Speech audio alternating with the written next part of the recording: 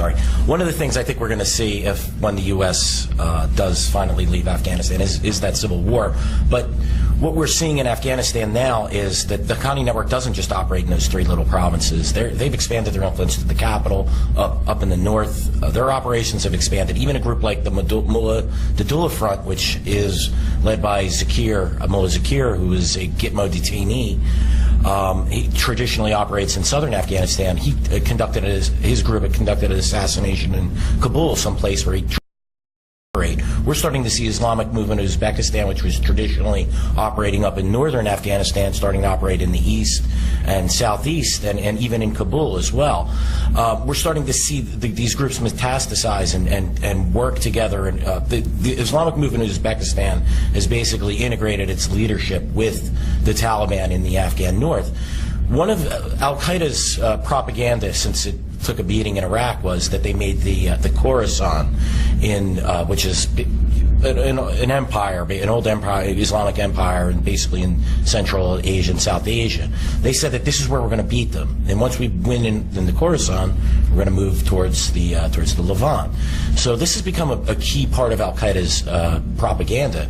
What do we think is going to happen when we lose in Afghanistan, when the second superpower loses? That is going to be a huge recruiting boon for foreign terrorists to operate in Afghanistan. And I think this is something that everyone is overlooking as we're running for the doors in Afghanistan.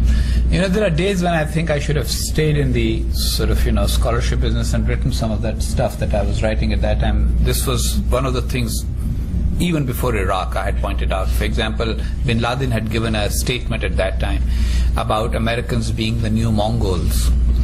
And nobody could understand what he was talking about. And I said he's talking about the 1258 conquest of Baghdad. And he's playing on Islamic history and Islamic mythology, And so Khorasan was an important element in that also, because if you remember, the Abbas,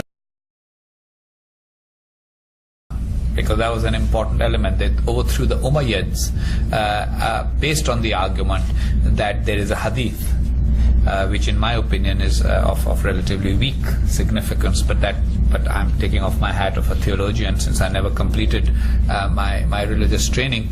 But anyway, they use that there is a hadith that the people from Khorasan will come and save the people of the Levant or whatever. And so that was used, and that was used again.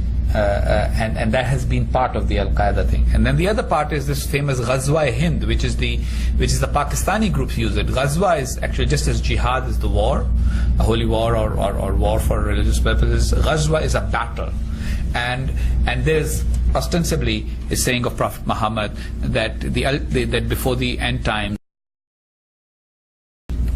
biggest war between good and evil and between Islam and Kufr is going to take place in Hind, which is India, which is the land east of the river Indus.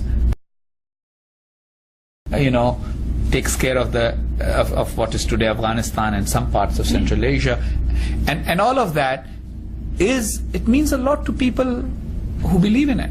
These end-time prophecies, etc. And so one of the unwritten books has been my desire to write. I wrote a piece on it once, an article, I think, which said that, Americans pay a lot of attention to their own end-time prophecies, but getting into that whole theater, they have totally neglected this. And so as far as recruitment is concerned, I'm totally agreeing with you that failure in Afghanistan is going to be a big boon for both the TTP, the Tehreek-e-Taliban Pakistan, and the Pakistani groups are going to start saying, right, now is the time to start recruiting and fighting in that famous Ghazwa Hind.